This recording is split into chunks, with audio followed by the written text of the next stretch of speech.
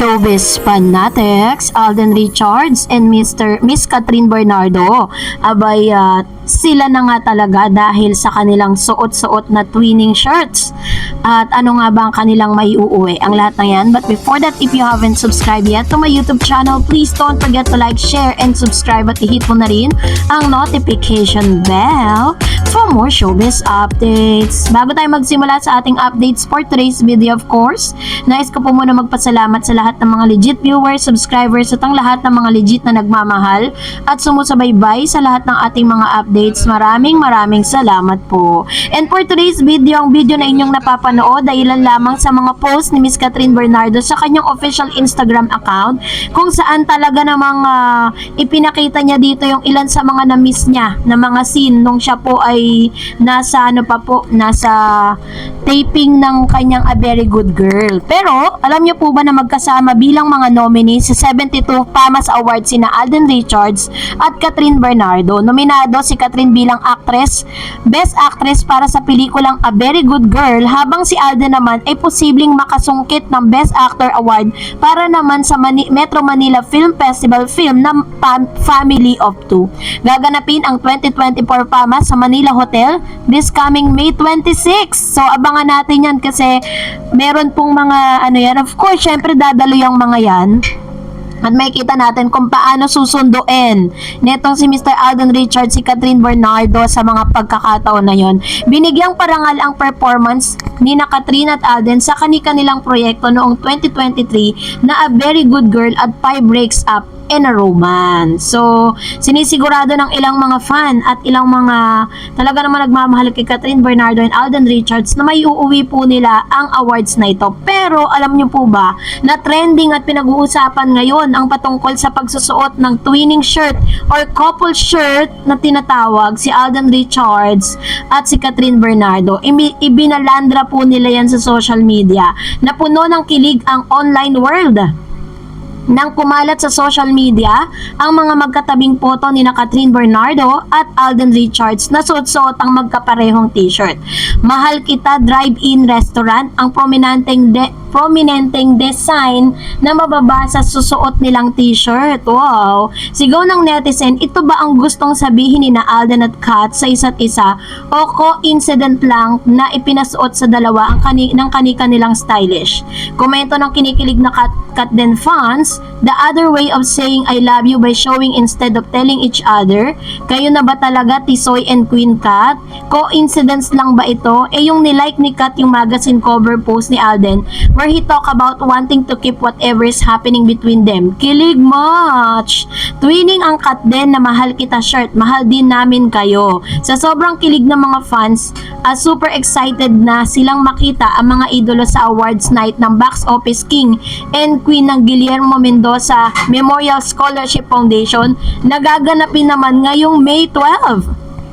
Ito po ay mangyayari sa Henry Lee Theater ng Ateneo de Manila University. Sana nga raw, twinning ulit ang hari at reyna ng takilya. Yun na. So, yun po yung ilan sa mga talagang aabangan po natin with Alden Richards and Miss Catherine Bernardo. So, nakita natin, di ba, talagang twinning po sila. Nakalagay po doon na Mahal Kita. At sabi ng ilang mga fans talagang ito na po yung ito na po yung kumbaga kung sinadyaman nila yan or coincidence, kumbaga bakit meron silang kanya-kanyang mga t-shirt.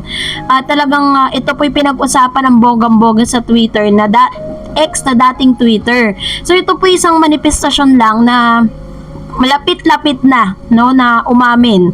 Pero parang feeling ko lang naman na parang mas binibigyan pansin talagang gusto talaga nila na magkaroon ng pribadong relationship mas maganda talaga yung private na lang kasi nga 'di ba pag sa showbiz kapag alam nila na magkarelasyon kayong dalawa, sisirain ng ilang mga bashers, 'di ba, kapag umamin kayo sa publiko. So to protect the relationship, they make it a point that it was really private. Sabi nga ni Mr. Alden Richards, yung mga ganyang bagay daw ay hindi na dapat pang ipinupost or sinasabi sa publiko. So ganon overprotective ang isang Alden Richards kay Catherine Bernardo sa mga pagkakataong ito. Kasi parang nadala na sila sa mga past relationship nila na kapag inamin nila sa publiko, nagkakaroon po ng nagkakaroon ng lamat, nagkakaroon ng evil eye, 'di ba? So much better na keep it secret na lang. At dahil dyan, narito ang ilan sa mga nakakatawang komento ninyo patungkol naman sa ating last update. Unahin natin ang komento ni Ma'am Dayan Potura. Sabi niya, I'm 61-year-old na at dati akong admin ng Cat Dreamers, but noong nagkahiwalay ang Katniel at nabulgar ang kanilang hirap na dinanas ni Kat kay DJ, nawala yung paghanga ko kay DJ. Mahal ko si Kat. Nauna man namin siya kung saan masaya si Kat. Naunawaan nila. Ang nakita ko naman masaya si Kat ay kay Alden. Paano niya rerespetuhin pati family Bernardo? Humanga ako kay Alden. Kaya ko na rin si Alden. Para kay Kat, sana magkatuluyan kayo. Bless you both. Dito lang kami para sa Kat din. Support kami sa inyo. Always watching from Europe. Thank you, Ma'am Darreds, for the update. Ayan, nakakakilig naman to, 'di ba? Parang ito yung mga napakasarap na magkaroon ng ganitong fandom na kahit sino po yung makasama mo, pero alam nila na sincere yung taong nakakasama mo ngayon, magiging masaya na rin sila para sa'yo. And talagang very blessed po si Catherine para sa mga fans niya. Sabi ni Mr. Dan Vergara, mas maganda private na relasyon, pero sana soon isa public nila. True naman. Sabi naman ni Andre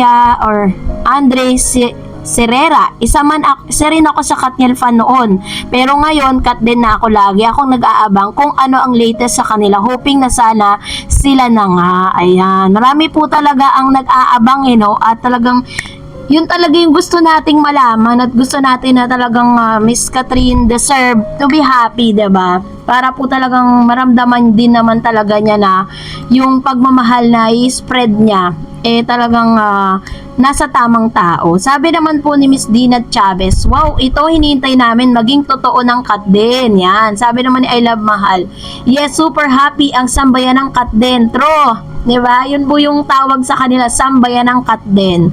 Dahil hindi lang po nag-iisa, puro group of people po yan na dating mga Katniel na ngayon ay naging Kat din shippers na sila. And aside from that, sabi po ng isang user, Katniel fans po ako, pero nung naghiwalay ang Katniel, sobrang nalungkot at umiyak ako. Pero ngayon, nakita ko masaya na si Catherine kay Alden. #Kat din na rin ako. God bless Kat din. Ayan.